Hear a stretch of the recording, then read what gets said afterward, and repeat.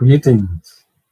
Greetings to the human family in general and to the African family in particular.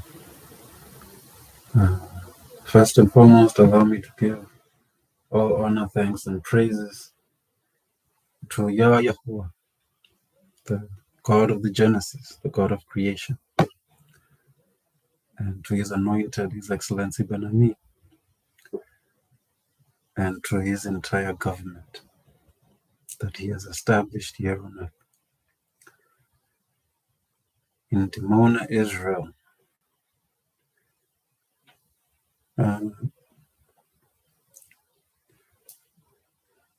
this is the first time I am doing such a recording on this channel. This channel has existed for a number of years now, and I had not gotten myself to produce any content on it, but I felt this was the time. This was the time, and what I want to do in this video is just to give a brief history of this Ubuntu Awakening, what this idea is all about, where it came from, and also to introduce myself, because I think this will also provide some context for everything that I'm going to be talking about. So let me begin by telling you who I am. My name is Mukondeleli Mulaudzi. I'm also known as Shamriel. It's my Hebrew name. I have two names that I go by, and both are valid. Mukondeleli Mulaudzi come from Limpopo originally, in the northernmost parts of Southern Africa. Let me say the northernmost parts of South Africa as a country, just to avoid any confusion. So I come from Limpopo, first language Tshivenda. During my journey at some point, which I will briefly get into, I got into the Hebrew community and I got a Hebrew name, Shamriel. And for those who may be curious, Mukondeleli means one who perseveres, one who endures. And this is an aspect of my character. And that means I am indestructible, literally. I am a survivor. I have survived many things in life. I have experienced many things in life. And yet here I am. Shamriel, similar meaning, comes from the Hebrew root word shomer, which means to preserve. So Shamriel means one who is preserved by God. So I have been preserved, I have survived, and I have persevered. That is who I am. And so I will tell you a little story. I will tell you my story before I get into this Ubuntu Awakening and what it's all about. So as I have already stated, originally from Limpopo, in the north of South Africa,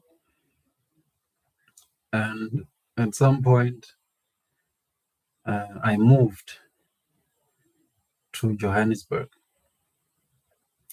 to further my studies. This is after I had completed my high school, moved to Johannesburg to pursue further studies. And during that time, I came into contact with the African Hebrew Israelite community. This is a group of former African Americans who in the 1960s discovered their identity as the biblical Israelites, and according to their understanding and according to the prophetic seasons, it was time to return back to Israel to establish the long-awaited kingdom of God on earth. And so under the leadership of Benami, they made that journey. And I will not get into the details of it here to avoid this video becoming too long. But long story short, they arrived and began the establishing of the kingdom of God on earth. A government of men and women who are governed by the laws of God. That is all what that means. So the community was established in Dimona, Israel, and in that establishing of this community, they also began to branch out into other parts of the world, including into Africa.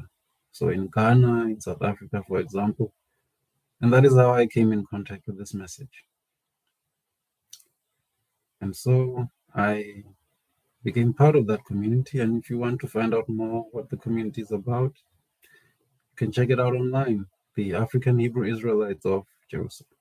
So in my time at the community, I was introduced to biblical concepts from the Hebrew understanding, which is the original language that the biblical narrative was written in. So I got to learn a little bit of the Hebrew language, gain a bit of insight into the cultural context and the history of the people who are the main characters in this narrative. So I came to understand that, and when I heard the message, I said, hey, sign me up. So I joined the community, and this was around, I think, 2009, 2010, somewhere around there. And then in 2013, because I had gone to Joburg, studied, then I'd gone back home, I think around 2009. So prior to going back home, I'd come into contact with the community, went back home to Limpopo, did some things there with my qualification.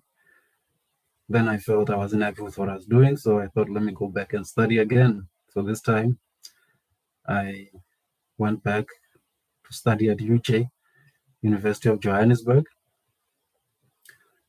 to study linguistics, which is a whole other story on its own. But yes, during my studies there, I, of course, kept in contact with the community. I was part of the community, a member in good standing. Yes, until I think around 2018 or somewhere around there, when I left the community for reasons I will not discuss here.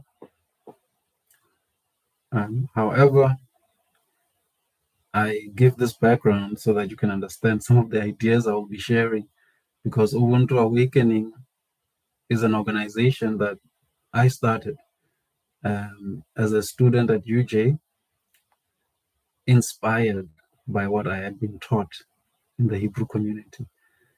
And it's important that I say this because you wouldn't be able to understand anything I say about Ubuntu Awakening unless I give you that context.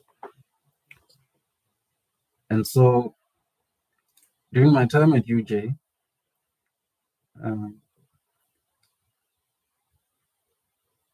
we had these in the UJ student community, what we call student societies.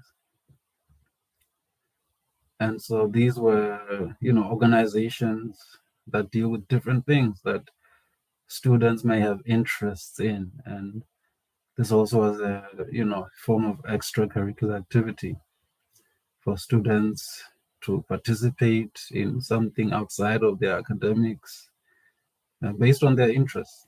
So they had religious organizations, sports organizations, music societies, and so on. And of course, political organizations or societies.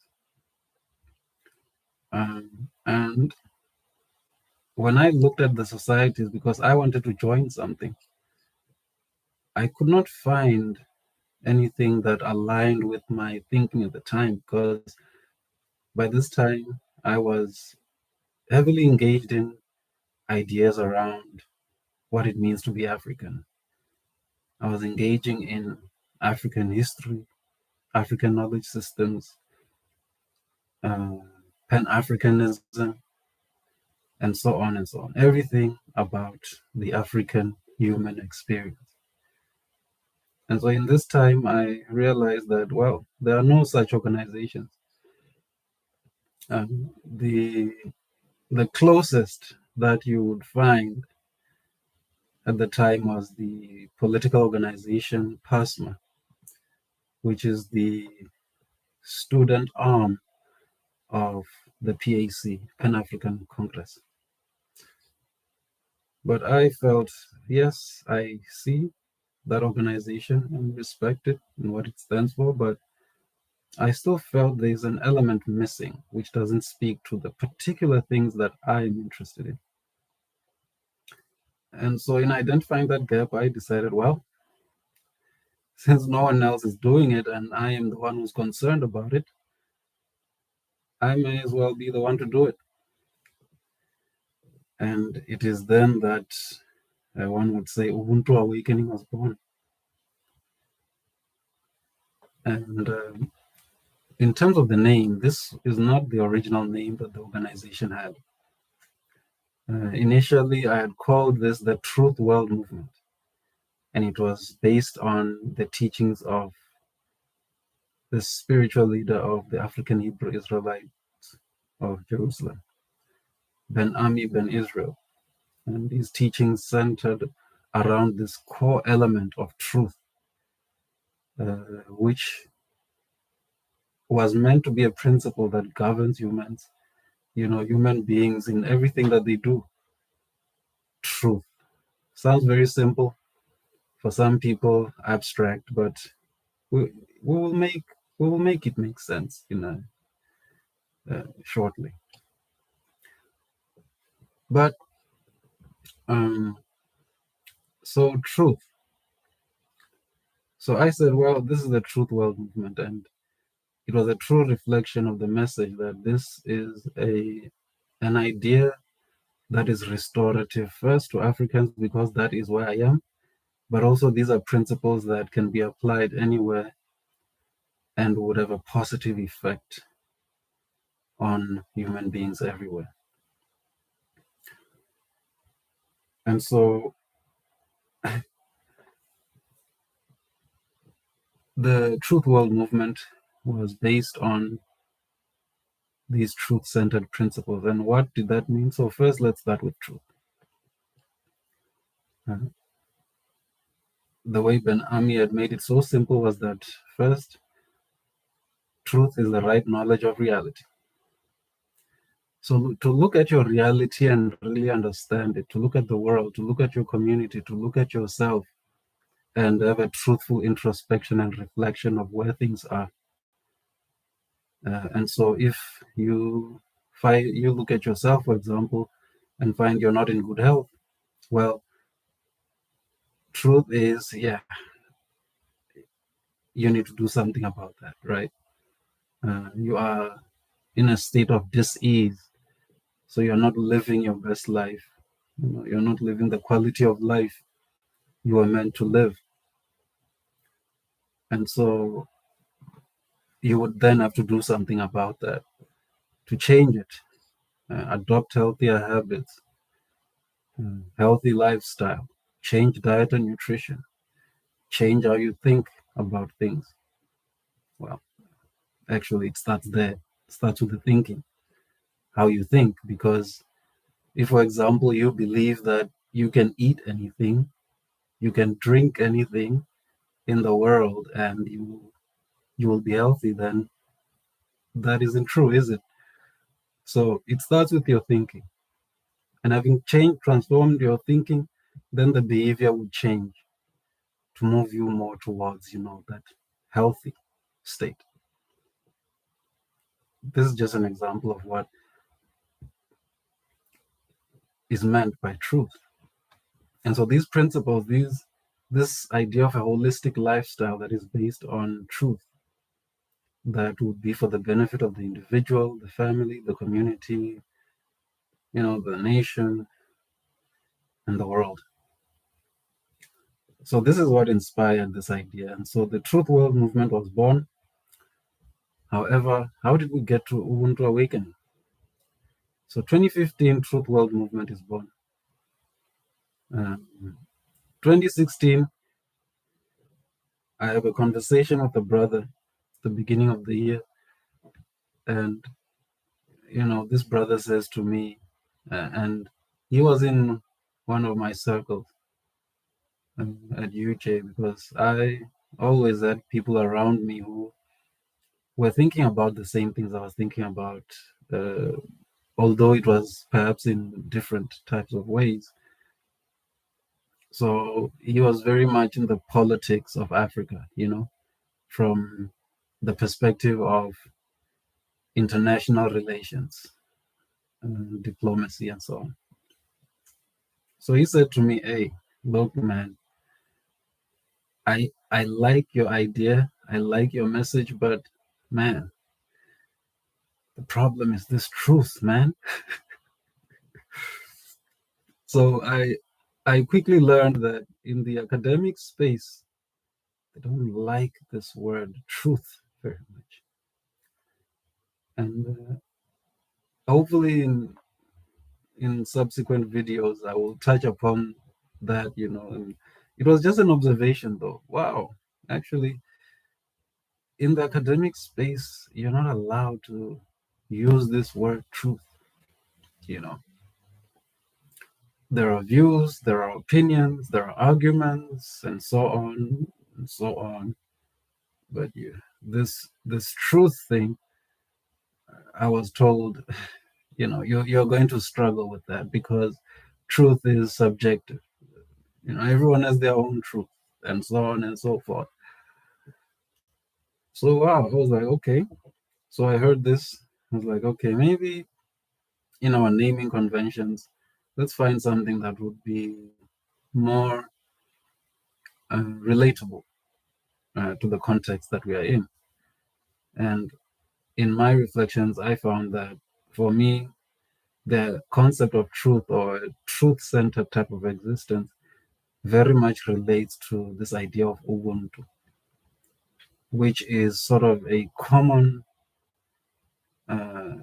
concept among many of the indigenous people in South Africa. So we changed the name. We said, okay, we are Ubuntu Awakening. Nothing changed in the vision, in the mission. None of that changed, but we just changed the name to sort of give people an idea of what we're talking about.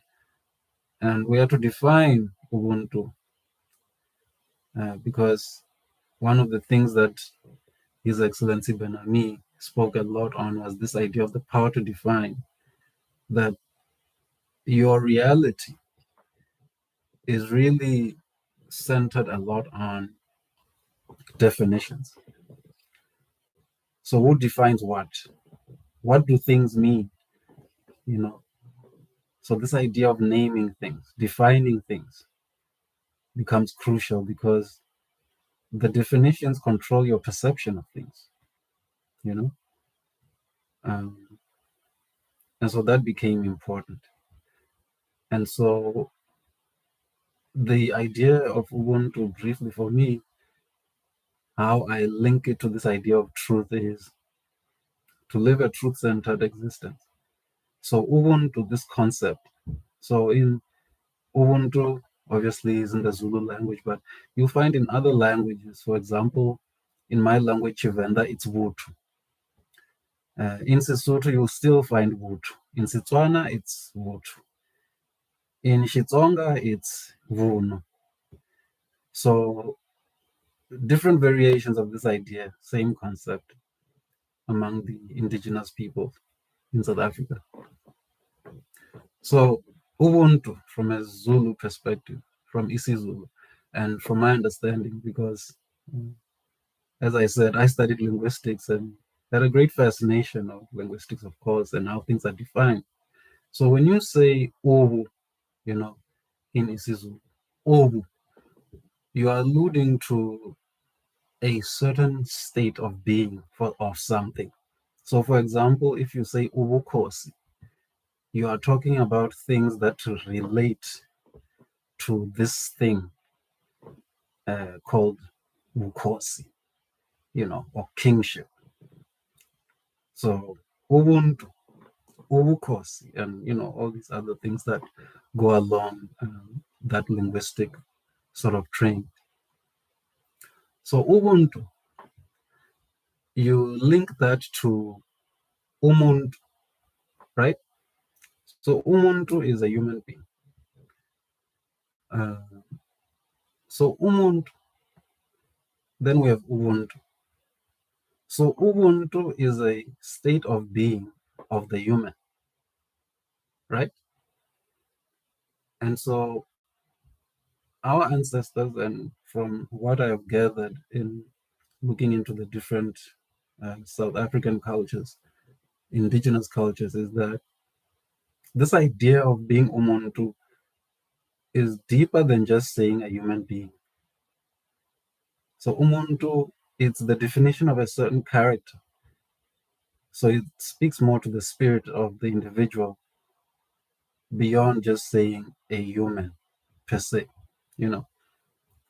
And that's why in my language, Venda, there's a common expression that after people have observed you, your behavior, your lifestyle, how you engage with other people, the way you do things, a conclusion can be drawn that because if your behavior deviates from sort of these moral guidelines that have been put around this idea of being umuntu, existing with other people in reciprocity, giving and receiving energy, doing to others what you want them to do to you, and so on.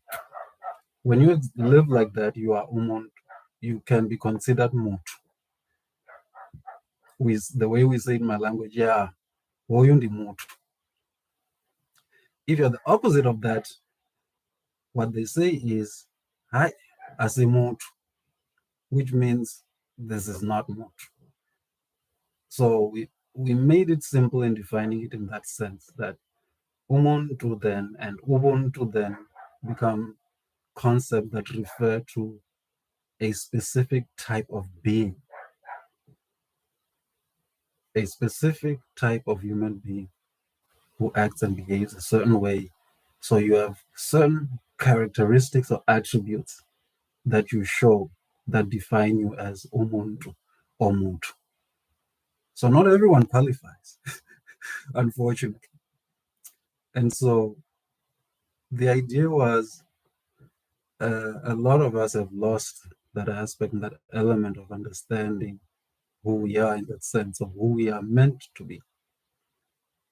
And so the idea was, how about we start conversations around this idea of umuntu, truth-centered existence, reciprocity, doing to others what you want them to do to you, existing in harmony with the natural environment, the forces and processes that sustain and regenerate life, which is a very common type of sort of aspect within the indigenous cultures and worldviews.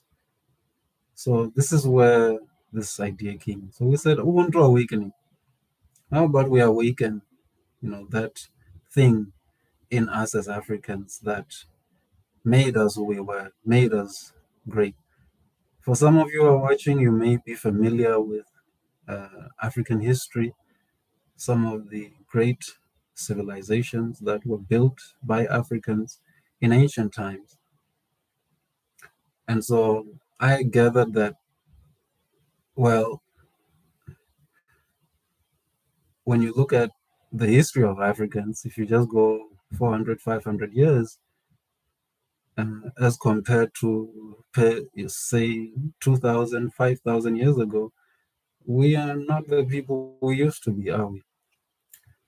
And so that means, okay, those people who built civilizations, established order in their families, their communities, their nations, and did great things, built incredible, you know, infrastructure and things that still stand to this very day. That must have been a certain kind of being, it's, and my conclusion is then that since we have not seen a year of African glory since colonialism in Africa, then yeah, it means something was lost there. That thing that caused us to be those great people. So I was like, maybe we can try to go find that thing. And this is what this journey is all about, this Ubuntu Awakening journey. And so if you look at our logo there, it's the uh, picture of the African continent. And I put a crown on there at the top because uh, the idea is to restore us as kings in the earth again, as kings and queens, as rulers, as masters of our own destiny. As Marcus Mazagavi said a lot, one of my greatest inspirations. And as I speak, you will see the people that I reference, your Steve Bantubiko, your Marcus Mazagavi, your Thomas Sankara, your Ben Ami, your Malcolm X. These are people that have greatly influenced and shaped my thinking. And so Marcus Garvey came on the scene during the anti-colonial period on the African continent. He was from Jamaica, went to the US. However, his ideas influenced a lot of leaders on the African continent. And this idea of Pan-Africanism was then born that, all right, to fight against colonialism, Africans need to do it together, come together, and, so that we can be stronger as we try to resist against this crushing force, you know. Um, and so, but Marcus Garvey was saying African people need to think for themselves. They need to reclaim their minds. Um, we need to redefine ourselves. We need to redefine the terms of reference in how we relate to other people, the terms of engagement, you know, to say that we need to stand as confident individuals, as equals with all other human beings, and do what is in our best interest as all other natural humans are doing. That message resonated with me. And it was also a great influence in the establishing of this organization, Ubuntu Awakening. So,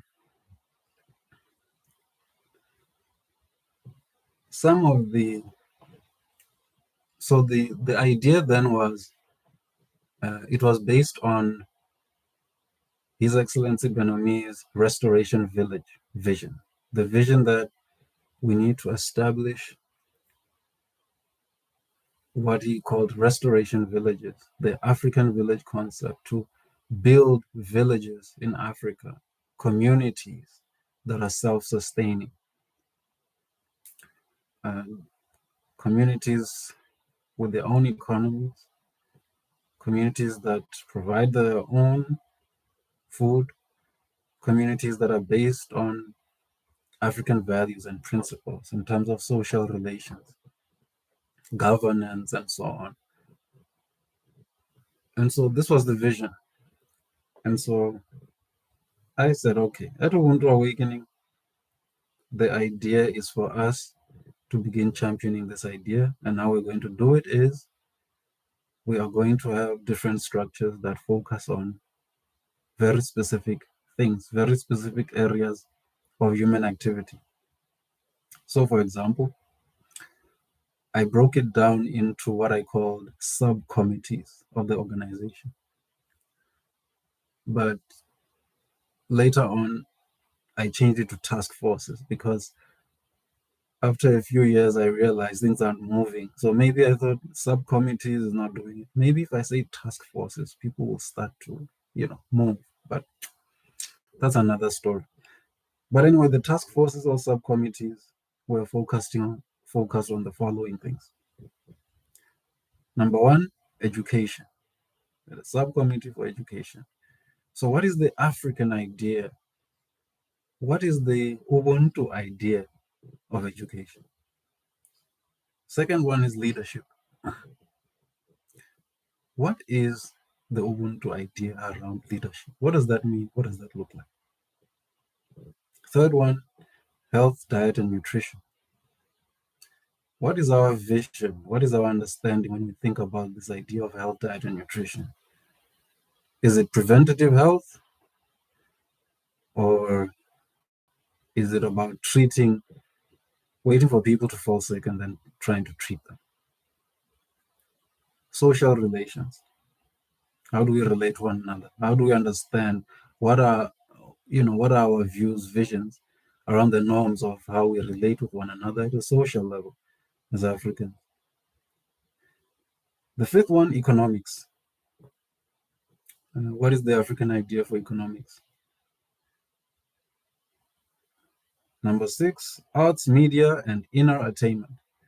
Again, inner attainment as an inspiration from the African Hebrew Israelite community.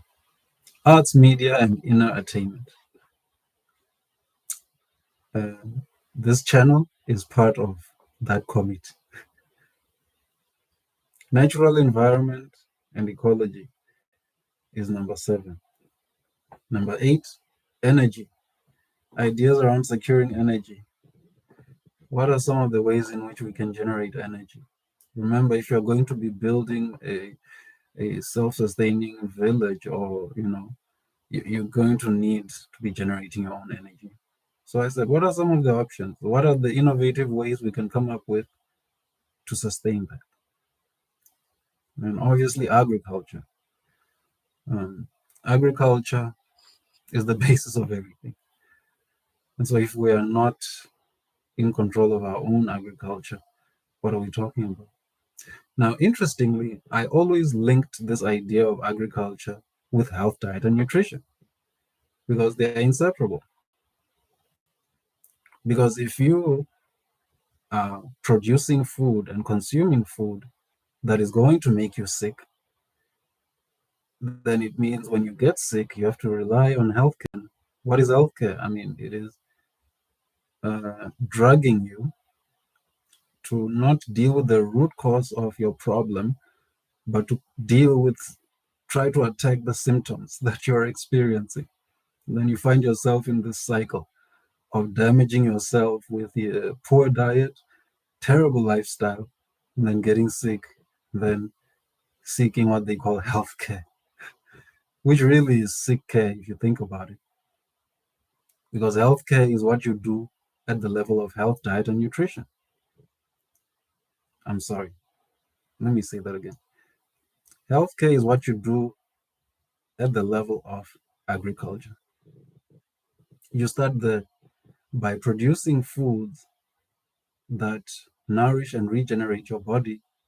Your chances of becoming chronically ill are lessened. And your lifestyle, active, if you're active, you exercise, you take care of yourself physically, less likely to get all these chronic ailments and so on. So true healthcare starts there. We start with the source. How do we produce food? What kind of foods do we produce? And then from the farm or the garden to the kitchen, the food is prepared. How is it prepared? But the kitchen is really the real pharmacy, because the food is supposed to be the medicine itself, not to treat any ailments, but to regenerate and keep the body operating at its peak, keep the body repairing itself, regenerating itself, so that sickness becomes such a faraway thought, So healthcare. So all of these things are obviously covered in health, diet, and nutrition. But I was just talking about agriculture right now. But all of these ideas are intertwined and interconnected. But it all goes back to that holistic idea, the holistic nature of life, where everything is in balance, where the person themselves are at balance with themselves, at balance with the people around them, at balance with the natural environment. Then you become umuntu, who practices ubuntu, a way of life based on truth. So that was just a brief introduction of myself and this Ubuntu Awakening idea. One of the reasons why I decided, let me start recording, let me start saying something, is I've been observing what is happening in the world. I've been observing certain movements in geopolitics, that is international politics, local politics, and looking at what's happening in economics, obviously the media space, all the discourses that are taking place there, and so on. So, that bird's eye view, looking at everything, and having that holistic sort of view to say, okay, I hear what everyone is saying. I hear what everyone is saying about geopolitics, for example, what is happening in Russia, Ukraine. I hear what everyone is saying about what is happening in South Africa, in politics here in South Africa. So I thought, hey, I've been hearing it, I've been analyzing it, I've been looking at it, I've meditated on it. And so now I think it's time for me to also add my voice and put forth my position on all of these issues. And so, from the Ubuntu Awakening perspective, we are going to be continuing to have these conversations and these discussions around all of these issues that are taking place in the world and what our vision is, what we are trying to achieve as Ubuntu Awakening. So in the next video, I am going to do a brief presentation to go more in detail about this idea of Ubuntu Awakening. Now, to end off, I didn't finish that story on how the organization came into existence. And so we had identified ourselves at UJ as a Pan-African, Afrocentric, social, cultural, spiritual organization or student society. And so this was at a time, by the way, when the institution had said it is no longer allowing the registering of new societies because there are just too many of them. But I said, well, I have identified a gap and I'm going to make my argument. And so, I applied for my society to be registered and they rejected it, and I went and appealed. And in my appeal, I made the argument. I said, okay, as an institution, you have said you would, in your core documents, you have indicated that you would like to be the epicenter of Pan-Africanism. And I said, when I look at the student societies you have, I don't see a lot of Pan-Africanism. I don't see the representation of that idea. And I'm saying to you, I am a representative of these ideas. Pan-Africanism, African history, African philosophy, and so on and so on. So I said, I am here. I've put my hand up and I'm saying I'm in alignment with your vision to make this the epicenter of Pan-Africanism. Well, obviously, I know it's just poetry for such institutions to make these claims. But I said, sure, let's go with it. let's play along. So I said, hey, I'm the one who can make this the epicenter of Pan-Africanism. So let's go. It only makes sense. There's no reason why you should tell me who can't be registered. And so we won that battle very easily. It wasn't much of a battle. In any case, we put forth quite strong arguments. Um, and so in the founding of our organization, um, now I'm forgetting what I wanted to say, but maybe that's the story I wanted to tell you. But that is what happened, that is how our organization came into existence at UJ. But then, after I left UJ, I did not do a lot of work on this because, life happened and I had to deal with other personal issues and things. And yeah, the past few years have been quite challenging. I have found myself challenged in many ways. And I did not have the energy anymore to engage in these ideas and so on. But we're back. We're back in the game now. And now it's time to propel and move this idea, this vision forward. Oh, yes. Now I remember what I wanted to say. One of the main reasons why I started this organization was that I had grown tired of attending all of these conferences and seminars on campus where we meet, we talk about Pan-Africanism, we talk about decolonization, we talk about all of these things, African history, and so on, and so on. And then after the seminars, the conference, we all leave and go back to business as usual. So the main reason was, Ubuntu Awakening exists at 3 levels. So there's the conceptual level, the level at which we engage with ideas. So that will be the conference level, which is where pretty much a lot of it exists now and never goes beyond that. So I was tired of that. Okay, the conference level makes sense because you need to have some kind of discourse and discussions on ideas and what it is that you're thinking about. But after that, what happens? So I said we need to bridge that gap. We need to have some sort of direction where we're going in this thing. And so Ubuntu Awakening is very much practical in its orientation, that the ideas we're thinking about, we need to start putting into practice. And that's why the organization, in terms of its structure, had all these subcommittees or task forces to focus on the implementation of these ideas, the practice.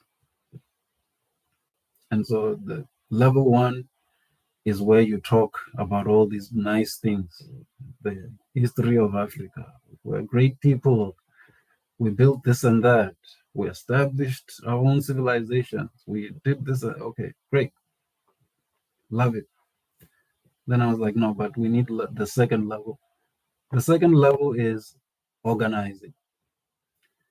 And in putting together my organization, it was a lot of work, a lot of thinking, a lot of writing down, documenting things, structuring things, organizing, putting systems in place for reporting, project management, and so on and so on. That's level 2 for Ubuntu Awakening. We need to give this form. It needs to be given form, shape and form, so that it begins to actually exist. These things that we are talking about. Third level is implementation. So it's level 1, the world of ideas. There's level 2, the world of organizing, and level 3, the world of implementation. And that one beats us. Just shy of it. Let's be honest. So this was really one of the biggest motivations for starting this organization, because I was like, okay, even if we say we have African-centered organizations or societies and so on, often it ends at conference level. We become experts in organizing events.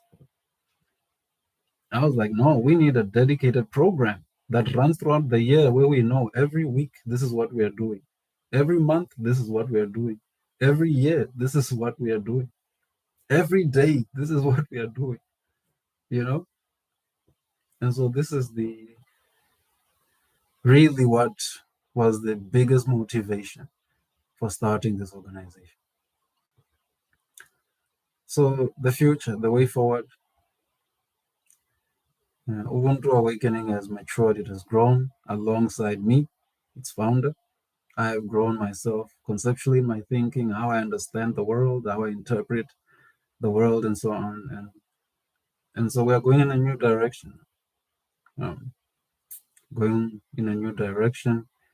I must say I did not have much success at UJ in the student community. Did not have much success. There could be many reasons for that, but I found one of the biggest challenges again was in this implementation level, man. Level 3 is real hard, man. Level 1 is easy for most people. I mean, it's great to sit there and talk about these things and Q&A, and it's great. But level 3, where the rubber meets the road, now that's tough. So I found that was a challenge. And so I had a few people who at least were willing to put in the energy in the organization. And then I had other people who just wanted to come every now and then, maybe listen a bit, maybe say a few things, and then they're gone. So the meetings where we were having talks, seminars, conferences, and so on, those meetings, you had a packed room. But the committee meetings, where you're supposed to talk about work and committing time and energy, oh, now that one, different story. You would be lucky if you had 5 people coming to those. And so in my growth and development and evolution, I came to understand not everyone is ready for this. And so I have to be a bit more selective in terms of who I bring into this vision. At the moment, it's just me. Oh, by the way, it's not just me. Shout out to Brother Andile Komomo, brother I met when I was studying at UJ, who was one of my active members, one of the leaders. He was in the executive committee. Great brother, dedicated, appreciate, So I reconnected with him recently. We've been talking about these things. And so, yeah, Brother Andile, we're doing this. We're doing this. This is that clarion call you have been waiting for. We're doing this. But what I wanted to say was,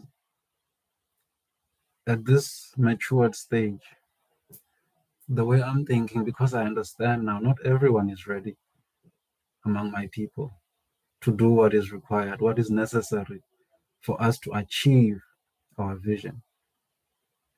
So I'll have to be very selective in terms of who I bring into this, who becomes part of this, and what criteria we'll be looking at to determine who becomes part of this.